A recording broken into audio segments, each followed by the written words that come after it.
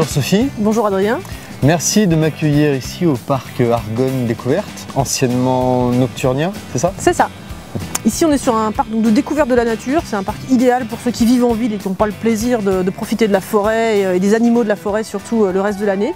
On propose notamment un enclos avec une meute de loups, donc 5 loups qui sont en présentation ici et qui montrent un petit peu comment ils vivent et comment leur groupe est organisé.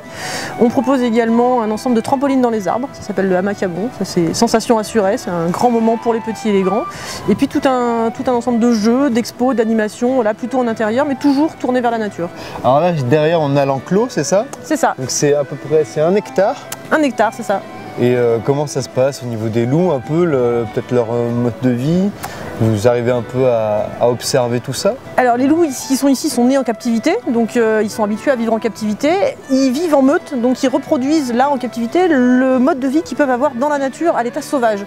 Donc il y a un couple dominant qui est composé ici de futé, la femelle, et de croquette, le mâle, qui se reproduit tous les ans, donc qui peut faire des petits, qui élève les petits, et voilà, à partir du moment où les adultes s'occupent des petits, on a une meute qui fonctionne et qui s'organise avec des relations entre individus. Donc certains mangent les premiers, certains ont le droit de se reproduire, pas d'autres. C'est très structuré. Vous avez donc dans les salles d'exposition toute une salle consacrée à la vie des animaux nocturnes. On a la salle Nocturnia qui a donné son nom au parc au départ, effectivement. Donc c'est un grand espace où on est plongé dans l'obscurité, il y a beaucoup de bruit, de lumière, il y a quelques animaux, des rongeurs qu'on peut observer alors que d'habitude ils vivent la nuit, donc on ne peut pas les croiser.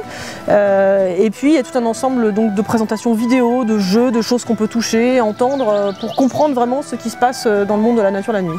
Super, merci beaucoup.